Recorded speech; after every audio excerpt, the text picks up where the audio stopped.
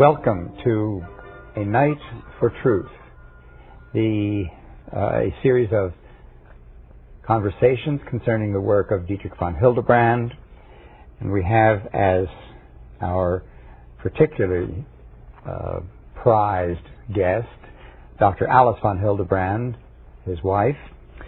We're speaking of the question of being peacemakers at the moment. This is from the chapter in his great volume, Transformation in Christ, which is entitled, I think, Blessed Are the Peacemakers. Doesn't he just Indeed. give it that title? Yes. And we've been speaking in the previous program on the question of interior peace and what one can say by way of bringing peace to a ruffled situation. This question is one I suspect that all of us find moves very close in to the nerve center of our interior being.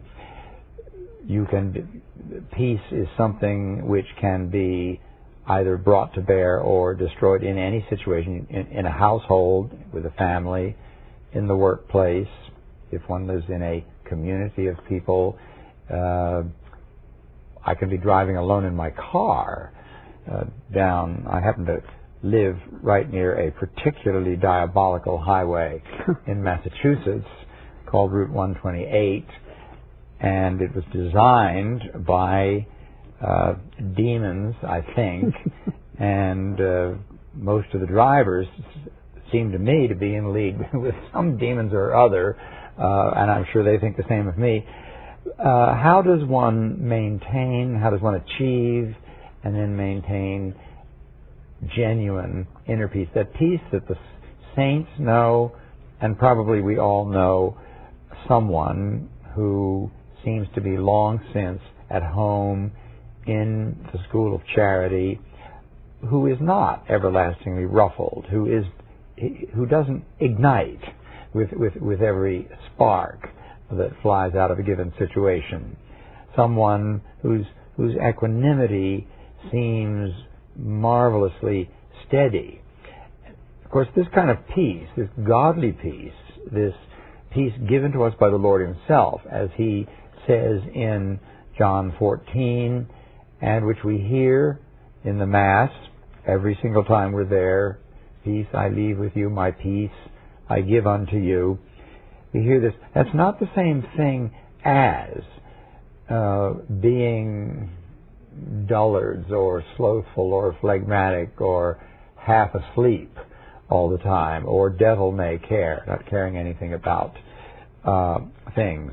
It's the peace, it seems to me, which draws the sting from situations which arise between or amongst us fallen creatures. We whose massive inclination is to be egocentric and to look out after our own interests and to be ready to leap if someone should dare tread on our instep, metaphorical or real. We've been speaking of some of these things. We come to the question now as to what about, how shall we phrase it, fighting for God. Not that God needs my fisticuffs to help defend His throne, but there certainly are times in the life of a Catholic, of any Christian really, when he finds himself in a situation where something really ought to be said, which will run counter to what is being said. There may be obscenity abroad, or blasphemy, or falsehood being retailed, frivolity about the faith. At what point do I step in, fully aware that this may ruffle feathers, and how do I step in with charity? What's your next line? one of the things that unfortunately I've seen many times in life is that people are but too willing to find for their own interests and sometimes quite unwilling to find for the kingdom of God. And it seems to me that after Vatican II, when such a confusion has spread in the church, and unfortunately sometimes in churches, in homilies, you hear things that are in blatant contradiction with the teaching of the Holy Catholic Church, then obviously you cannot remain indifferent and simply say, that's none of my business. The very moment that God's truth is attacked and challenged, it must be my main concern. Now, of course, the whole question is how to do it. And unfortunately, I know people who truly love the church, love the teaching of the church, and as soon as they are confronted with an erroneous statement, they fly into a rage and, turn to insults to make the other person aware of the fact that he's actually offended God himself.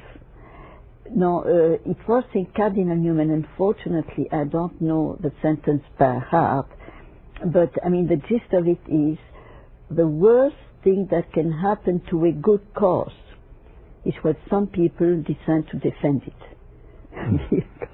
It is one of his parochial... Sounds like Newman's elegance. No, it's not. I'm absolutely convinced that I've, changed it a little bit. But the gist of it is that if you defend the holy truth of God with purely natural means, with all the imperfections of your being, which is to be irascible, to be cynical, to be biting, to be unfriendly, and so on and so on, sometimes you do more harm than good.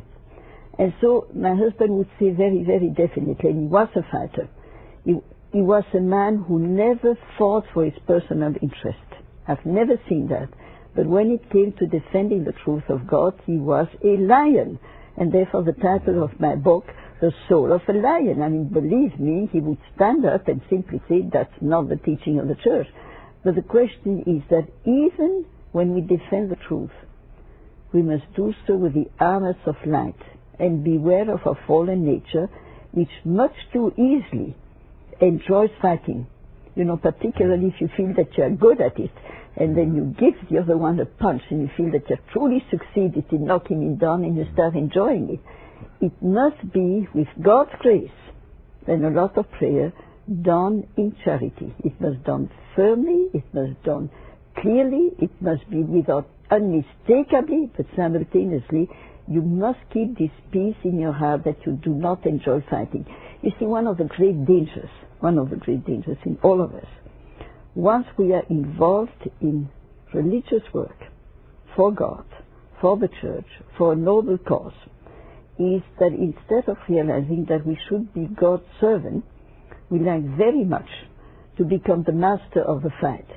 And a friend of mine formulated this very, very strikingly and said, when some people work for God, they totally forget that it should be as servants of God, and they want to become the prima donna of the fight, so to speak. And so the formulation was, there are some people who want God to increase. As St. John the Baptist said, may he increase and I decrease. And basically, their attitude is, may God increase and I with him. Now, in other words, you want to have... a variation on the theme, which St. John didn't mean for John the Baptist. You want to have the credit yourself. You want to feel that you are the fighter. It's thanks to you that victory is achieved. And it was Mother Teresa of Calcutta who said, God never promised that he was going to give us victory, but we must fight. We must fight for God's truth because we are God's servant, and any insult to the truth is an offense to God. And so therefore the difficult thing of a Christian, which once again, this is why blessed are the peacemakers from a supernatural point of view, because from a purely naturalistic point of view, you can never achieve it, is that you have all the strength and the ardor and the courage of a fighter, and simultaneously the gentleness of God's servant. And this is something which is a coincidentia oppositorum, that grace alone can achieve. You cannot achieve it on a natural level. But let me ask you a question. It has to do with a vignette, a little incident that you already know about because I've told you about it.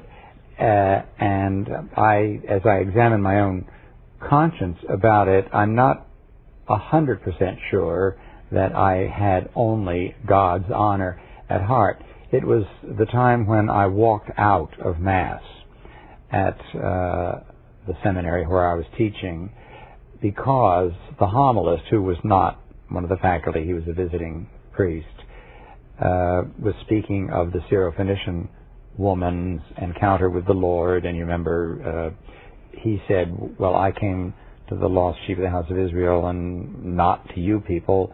And she said, but sir, even the dogs under the table are allowed some of the crumbs. And he marveled at her answer. And the man giving the homily said that woman had caught our Lord in the sin of racism. He was a Jew and she was a Syrophoenician. She had caught him in the sin of racism and had called his bluff, had blown the whistle, and he had to back down. And I was enraged. I mean, as I say, I personally was enraged. It would be nice to think that I had no motivation except the honor of God and so on. But I could not sit there and, by my silence, give assent to it. My seminarians were all sitting there, so I walked out. Well, I had to climb over people to get out, and the whole school saw me. Noticed it. And it certainly didn't make for peace. It caused a great twitter in the dovecot. Yes, but I mean, it seems to me that it was legitimate, because this is such an offense of God. It is something which is so scandalous that you have got to indicate that you don't agree with it. You know, I do not know whether I call this that you were irascible or angry. I will call this holy wrath. What about Christ in the temple when he sees all the vendors sending things and he throws the tables down? You know, it's not particularly gentle, but he simply was doing the right thing. Now, suppose that you notice afterwards in examining your conscience, you've done the right thing, but because of the imperfection of your nature, which is not totally transformed by Christ as yet, there was a little bit of truly anger, purely a natural anger. You say to God, well, my God, my intention was to serve you, wash up my mistakes and help me to do better next time. But you know, I've heard such scandalous things, and usually what I do is to go to the priest afterwards and to challenge him. I've done it several times, but I do so after speaking to my advisor, and I say, should I do so? And he says, definitely you do so. But I was in Belgium, in my home country, and there's a priest, my goodness, let us see that he's confused. And one day he said something which was so scandalous that I was feeling sick to my stomach. You know, it was the story of Christ being found in the temple. And, you know, and then his mother came and said, my son, why have you done this to us? Your father and I were looking for you for 3 days in anguish. And they said, why were you looking for me? I was taking care of my father's affairs. And his commentary was, you know, I'm going to use the French word, he says, Christ was a sale gosse. He was a nasty kid, a nasty brat, who disobeyed his parents and so on and so on. And he added, when mothers come to me crying and say, my father, my son has disappeared, I don't know where he is, and after 3 days you found him in a discotheque, and he simply says, no, just meditate on the gospel, you understand what the Holy Virgin went through. You know, these are things which are so scandalous. Yeah. So, you know, it is a slap in the face of Christ. And then what you have to do is to oppose it. Not oppose it with self-righteousness, but oppose it with a true love, you know, that cuts, you know, when there's a wound or there's cancer, you have to cut it off. And I mean, in my parish, as I said several times, I went there and I opposed what he said, because, I mean, what he said was absolutely opposed to the teaching of the Church. But I tried to do so with French politeness and simultaneously great firmness. And to a certain, I mean, there was one priest that was changing the words. And it was so funny, and then I objected, and he said, well, after the Vatican II priests are given liberty to do it as they please. And I said, Father, I believe you're totally mistaken. There's no such text, and so forth and so on. And then it was a visiting priest, was there for a few months. But then it was so funny, I was on the side of the church, and then I would notice that before changing words, he was looking whether I was there or not, and then pronounced it correctly. He was double checking, but he never did it again. So, I mean, it seems to me what we have to do is to find for God and beg for the grace to do so with the supernatural spirit, meaning to say, not feel that I'm a hero, not feel self-righteous, not look down upon this dirty sinner, but simply say, I'm going to defend the rights of my God, and I hope that by so doing, I'm going to challenge this person to come back on the right path. But this is something that is called for and must be done. You know, my husband and I, we left our parish for about 6 months, because every Sunday there was a priest that was absolutely heretical who went to another parish. And then we found out that he had left, then we came back. But I mean, what do you do? I mean, you cannot get up in front of it and simply scream and say what you're saying is as if it's a blasphemy. You're insulting Christ. Now, what we have to discuss next, you know, it's a topic which we can discuss for hours, because the question of peace is so crucial in the world wherever you turn. It can be families. I mean, just imagine the number of divorces. Imagine that wherever you go, there is fighting, there is bickering, even among friends sometimes. You know, it's just, and what are the causes within me that cause a lack of peace? And my husband mentions a whole series, and one of them is, of course, hatred. More than once in my life, I've heard one person say to another, I hate you. That is the most unchristian, the most abominable thing that you can imagine. You can detest a person's action, but you have to try with God's grace to love the sinner. I mean, this is St. Augustine. Love the sinner, but kill the sin.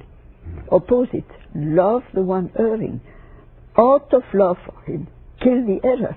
I think this very scenario that you're describing drives us strongly to the heightened awareness that really the only conceivable way that this sort of peace can be secured and achieved is by grace. It is a grace. It is impossible. But it's absolutely impossible for fallen nature. I mean, this is why I have such a hatred. No. Well, I mean, I can say hatred of the New Age, because it sort of promises that man, by means of purely natural means, can reach universal peace and love and harmony. It's the biggest lie that ever was. I mean, this is why I simply say that is a philosophy of the devil, because he alone can create such a huge lie. Now, you take other things that disrupt my peace. I mean, because hatred tears me apart. You know, hatred is not only that I try to destroy another person, but I destroy myself. Yes. Or you take jealousy.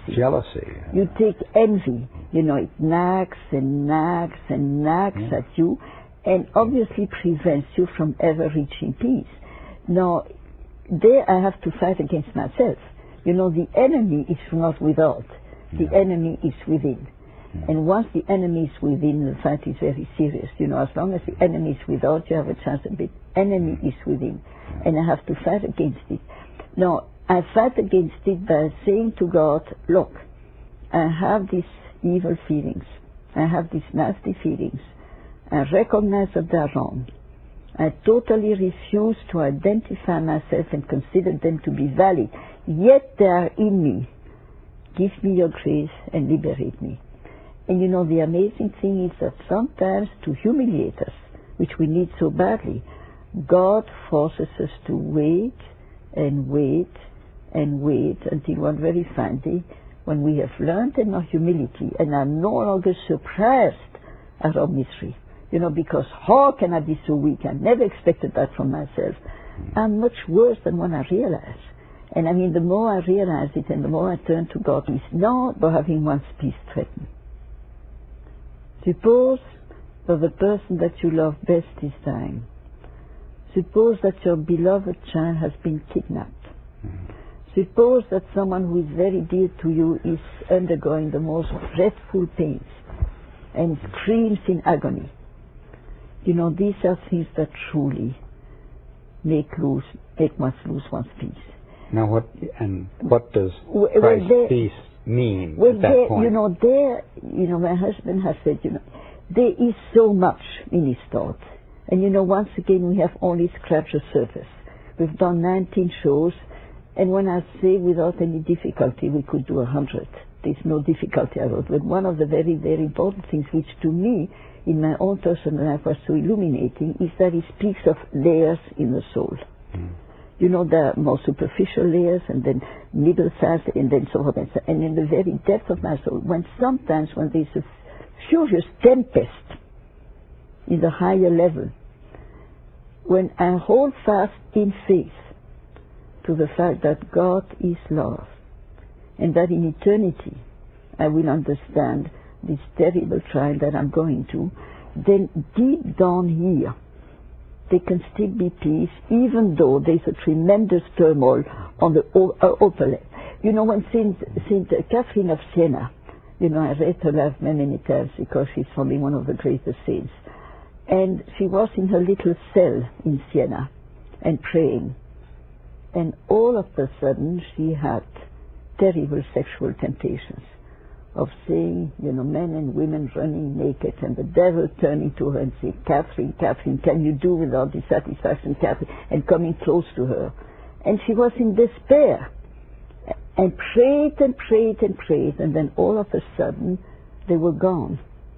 And then a Christ appeared to her, and he said, my Lord, where were you during this terrible attack? He said, Katharina, I was in the depth of your soul. I mean, in other words, deep down, you see, there was this peace, even though the upper levels were in such turmoil that you have feeling, well, this is a blizzard, this is a tornado, this is a terrible tempest. There's no possible peace. I wish Lovelace were here, my wife, whom Dr. von Hildebrand knows very well. Well, a dear friend of mine. She is the absolute embodiment of this, for me, an instrument of God's peace. I'll be driving and muttering between clenched teeth about something, and she's always able to put an ameliorating light on it, or to pour honey over a situation. I'll say, look at what that driver did, and so on. She said, well, maybe he, was afraid, or maybe he this, that, and the other thing. But situations where something strikes very close home to the very bosom of the family, and she, of course, like me and like any parent, like any mother, would experience distress, and yet there is a core, there's a profound core of peace, of confidence in God, that His throne will not topple, that He will not abandon His promises, that it's there, it's fixed at the center of her being in a way that I have to chase it. Blessed is the man who has such a wife. But one thing is certain, even in moments of terrible tempest and turmoils and difficulties and suffering and darkness and the rest of it, there's one thing that we have to hold fast to. God is love. And that's done with her will. You see, grace and my will. My will has to say yes, but I have to beg for grace, because otherwise we lose our footing. Now, this leads me, of course, the most important thing. I don't know whether we still have enough time. Otherwise, we'll have to devote another program. We have 1 minute. Or then we have to postpone it until tomorrow, because the topic which I have particularly at heart is... touch on it, so we'll be curious. How do we create peace when there is dissension and feud and bickering? How can we do so? All right. There's an excellent way to leave us all, give us something to mull over. How do we create peace? When, how do I be a peacemaker, which the Lord blesses, when there is tempest and strife and so forth? These are among the considerations that come up. And peace is it's a topic that touches almost every aspect of our soul, because every single sin and weakness in me has the effect, among other things, of destroying Christ's peace. Thank you for being with us. Thank you, Dr. von Hildebrand, for your elucidation and your opening up of your husband's wonderful work. And we hope that you will join us again for another episode of A Night for Truth. Thank you.